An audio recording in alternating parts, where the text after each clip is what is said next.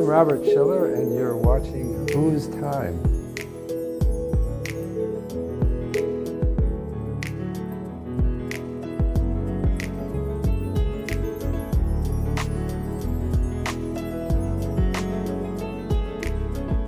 罗伯特·席勒，耶鲁大学经济学教授，2013年诺贝尔经济学奖得主。他曾被美国外交政策杂志评为全球最具影响力的100位思想者之一，因他将经济学拉回现实。他敢想敢说，反驳了人是理性的这一经典经济学假设，并成功预言数字危机。他幽默风趣，凭借着网络课堂耶鲁公开课金融市场，在美国之外收获了大批粉丝。68岁的席勒，如今依旧风采奕奕，看上去颇有英国男影星休格兰特的味道。而他的保养有方与众多成就，也与妻子维吉尼亚的付出分不开。不久前，财新传媒总编辑胡舒丽就与席勒夫妇2人展开了一场有意思的对话。诺奖得主能取得今天的学术成就，夫人究竟有何贡献 How did you meet together? Interesting Yeah, story. yeah. Well, Bob is 7 years older than I, and I was going into my senior year of college, and Bob had taught university 2 years. But he always looked very young, Yes. which used to be a major handicap. For me, yeah. So if you want to tell the story of how we met. Oh, I know. I was looking for a wife. I thought it's about time. And I was thinking, like an economist maybe, it's a search problem. How do I find the woman who's looking for me? It's a fundamental. I think if I were a woman looking for someone like me, what would I do? And I thought some wholesome spiritual activity. And I thought of folk dancing. So I went to the MIT folk dancing beach party. And she wasn't a student at MIT, but she was there looking for me. Well, I liked to folk dance. I was a good dancer. Bob couldn't really dance. That didn't Well, matter. I decided it didn't matter whether I could dance anyway. Anyway, you met in Boston. Yeah. And then I saw her at a distance talking to another man. But I managed to break in and push him aside. 席勒把自己的成功很大程度上归功于与自己相伴30多年的妻子维吉尼亚。维吉尼亚是一位心理学专家，作为行为经济学领域的重要学者，席勒创造性地将心理学分析引入经济学中，这无疑是受到了妻子的启发和帮助。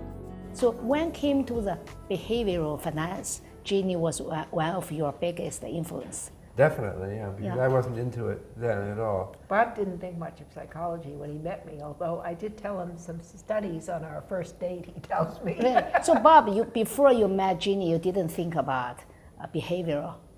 Well, I had some dissatisfaction with economics. Sometimes it seemed rigid and I thought maybe unrealistic. But there wasn't any behavioral economics then either, so there was nothing. Well, I shouldn't say there was none, but there was no movement then to. And I just, talking with Ginny, when I first met her, she was talking to me about some scientific study in psychology. So I met someone who really appreciated science of a broader nature. Bob had a very hard time at the beginning as a behavioral economist, and in fact, after he won the Nobel Prize, and they cited his 1981 paper, he got a postcard from somebody who said, I remember talking to you in 1981, and you said you regretted ever having written that paper. And that was the very paper that won him the prize. But it was very controversial, and he would come home from work very hurt and discouraged because people would criticize it. 1981年，席勒在美国经济评论杂志发表了一篇论文，猛烈抨击当时如日中天的有效市场假说。他的非主流观点是，股票价格的波动幅度大到超出了可被股民对股价未来走向的理性预期解释的程度。值得一提的是，2013年，席勒在诺贝尔经济学奖获奖演讲中设问：为什么人们对有效市场假说依旧如此着迷？台下坐着的正是有效市场假说的代表人物，与他一同获奖的尤金·法玛。I guess for a lot of people, the surprise is not that you have won the prize, but you've won alongside Eugene Fama. How do you think of his work? That's an interesting question. First of all, I've read a great deal of Fama's research, and I'm impressed with it, that somehow we come out with a different view of the world from it. It's a little bit hard to pin down what is irrational anyway. Remember, Shakespeare said, if this be madness, there's method in it. Sometimes people who seem crazy, underlying their craziness, there is intelligence operating. So I think that, you know, when you see people flocking to the stock market during a boom, I would say it's irrational. Maybe Fama or people like him would say, oh no, it's a change in tastes. Now people are more risk tolerant than they were before. So, okay, then he's renamed it as something rational. Yeah, in the paper you challenged the efficient market hypothesis, which was at the heyday at the time. Right. Did you feel a hostile reception from a certain corner like that? Well, at times it was hard. It also seemed like it might lead to my not getting ahead in academia, but I didn't care. I thought, I came into academia because I was interested in the truth. And if that wouldn't get me promoted, well, so be it. That's what I Well, thought. you did have tenure, and that's the... Yeah, but you got Eventually got tenure it. next year from Yale, right? Does that mean that open minds are still always dominant in this profession? Well, I think that actually academia is fairly open-minded, but it doesn't mean that they want you as their colleague. So they may listen to you, and but then not. They try to build an economics department. They want similar people. Well, I think that's true, and maybe it's faded in Bob's memory, but I do remember him coming home upset at times with really, you know, close colleagues having criticized him. And in fact, when we were in Boston, there was one prominent school that was considering him for an offer, and I really wanted to stay in Boston, and they did not make him an offer, and I think they may regret it. But he was controversial. You know what it is, that often when they make appointments in economics, they want someone who they perceive as central to the discipline. And so they don't want someone who's just dabbling around with... And the problem is that being central to the discipline often means being like them. Yeah. And there are conferences that are heavily populated, and they want to see you at various conferences that are deemed important conferences. But the problem is that often these important conferences are already past, and you have to move on and move away from the past. Yeah. So you don't get invited to the important conferences. That's why people who are doing more groundbreaking research often don't get promoted. So when was the turning point that you felt that you bolster your hypothesis and be broadly accepted? When I got the Nobel Prize. 席勒获得诺贝尔经济学奖的呼声一直很高，但直到2013年，他才因对资产价格的实证分析所做出的贡献捧得诺奖。席勒最为知名的代表作是2000年出版的《非理性繁荣》。他在书中分析了全美民众对股票投资过度着迷这一众人皆知但无人承认的社会现实，并预测互联网泡沫的破裂。此后，席勒又对美国繁荣的房地产市场进行研究，并在2008年之前便预测了房市泡沫的存在及次贷危机的爆发。这两次精准的预测让他声名大噪。Your two books, two editions, coincided with your predicting two of the biggest bubbles, the 2000 dot-com bubble and the 2008 housing bubbles. Were you so confident that you wanted to write two books on that? Well, I don't know whether I was confident or not. I know with the first edition, I was confident enough that I told my editor at Princeton University Press, could we please accelerate the publication of my book?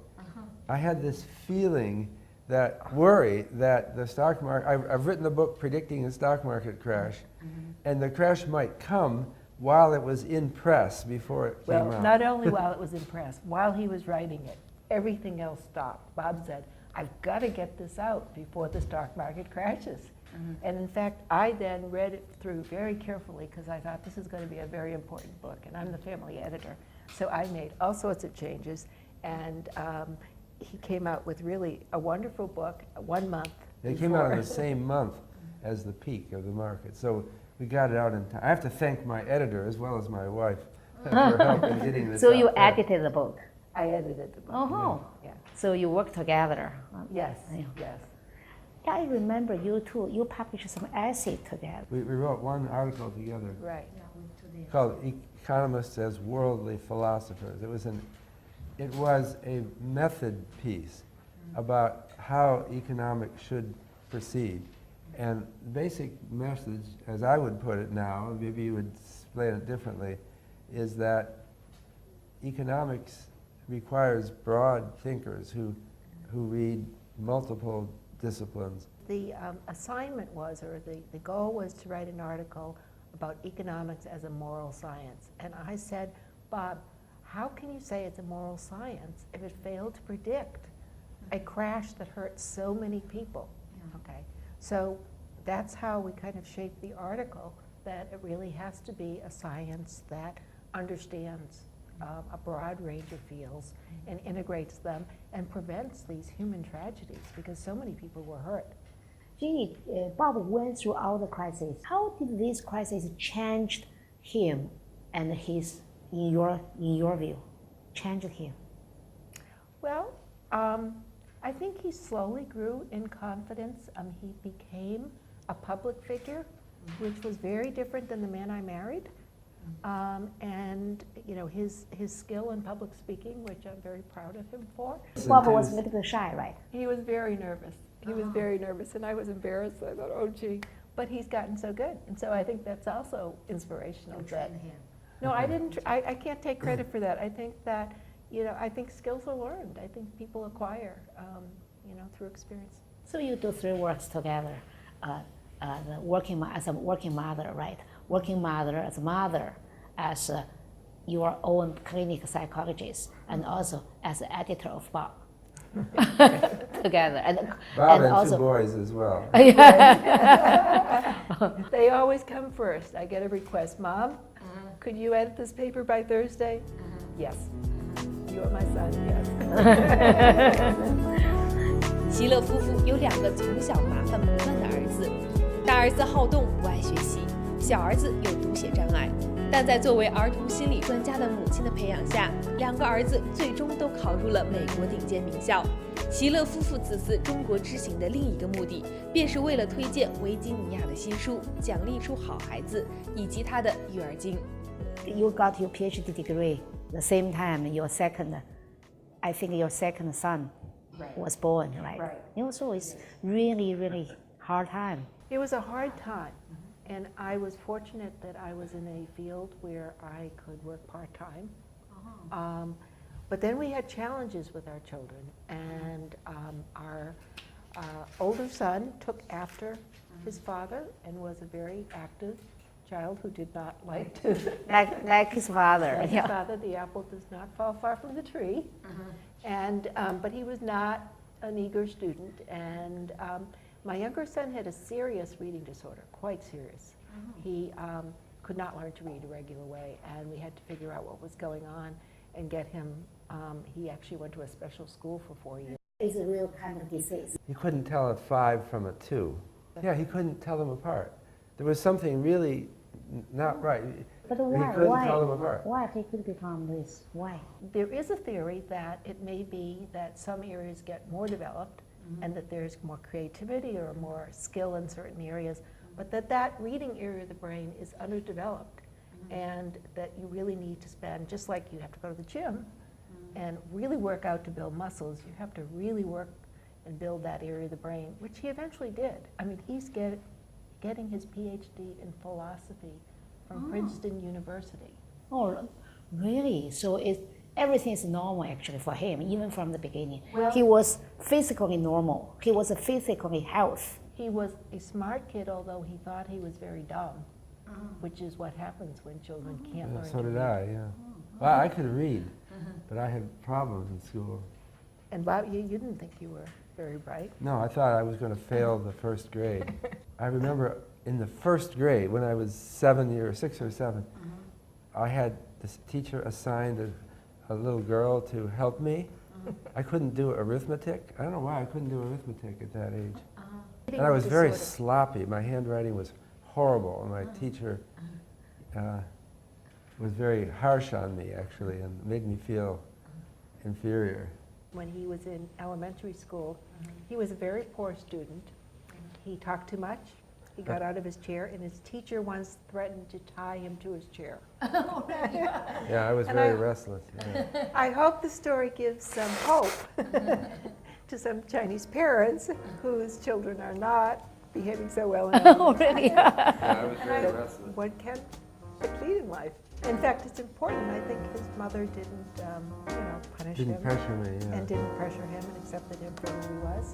Julie and I had a great talk about finance and about the importance of innovation, and I think a lot of important issues came up. I don't know what you want me to say.